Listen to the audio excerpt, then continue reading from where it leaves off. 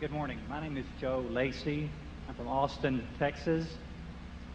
In this era when the financial departments of the institutions of higher learning are referring to you as an anomaly, and they preach the efficient markets hypothesis, stating that you can't outperform the market, where does one go to find a mentor like you found in Ben Graham, someone you can ask questions to regarding value investing?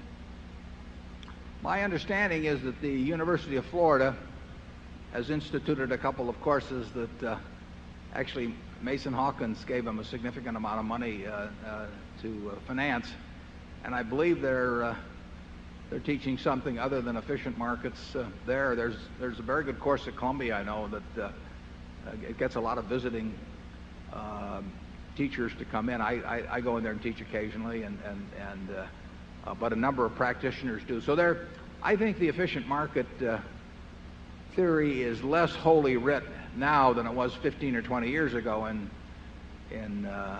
universities, but there's a lot of it taught. But I think you can find more diversity in what is being offered now than 10 or 20 years ago, and I'd recommend looking into those two schools. It's really quite useful. If you had a merchant shipping business, if all of your competitors believe the world is flat, it is a huge edge, because they will not take any they will not take on any cargo to go to places that are beyond where they think they will fall off. And so we should be encouraging the teaching of efficient market theories in universities. And it amazes me. But I think one time that was it Keynes that said that most economists are most economical about ideas, that they make the ones they learn in graduate school last a lifetime.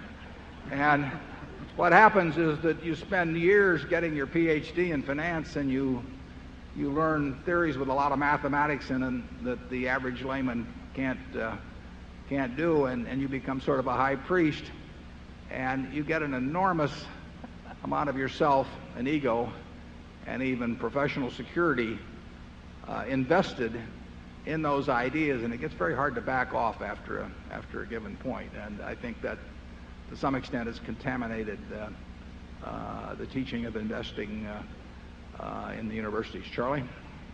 Well, I would argue that the contamination was massive. No. But it's waning. Yeah, it is waning. It's waning. The good ideas eventually triumph. Yeah.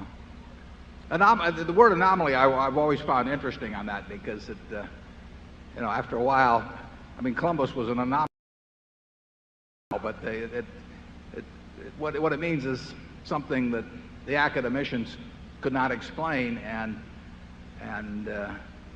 rather than re-examine their theories, they simply discarded any evidence of that sort as anomalous. And I think when you find information that contradicts previously cherished beliefs, that you've got a special obligation to look at it, and look at it quickly. I think Charlie told me that one of the things Darwin did was that whenever he found anything that contradicted some previous belief, he knew that he had to write it down almost immediately, because he felt that the human mind was so conditioned to reject contradictory evidence that unless he got it down in black and white very quickly, his mind would simply push it out of existence. Charlie knows more about Darwin than I do. Maybe he can explain that. Well, I don't know about Darwin, but I did find it amusing. One of these extreme efficient market theorists explained Warren for many, many years as an anomaly of luck. And he got to 6 sigmas, 6 standard deviations of luck. And then people started laughing at him, because six sigmas of luck is a lot. So he changed his theory. Now Warren has 6 or 7 sigmas of skill. Oh. So you see, I'd rather have the 6 sigmas of luck, actually. the one thing he couldn't bear to leave was his 6 sigmas.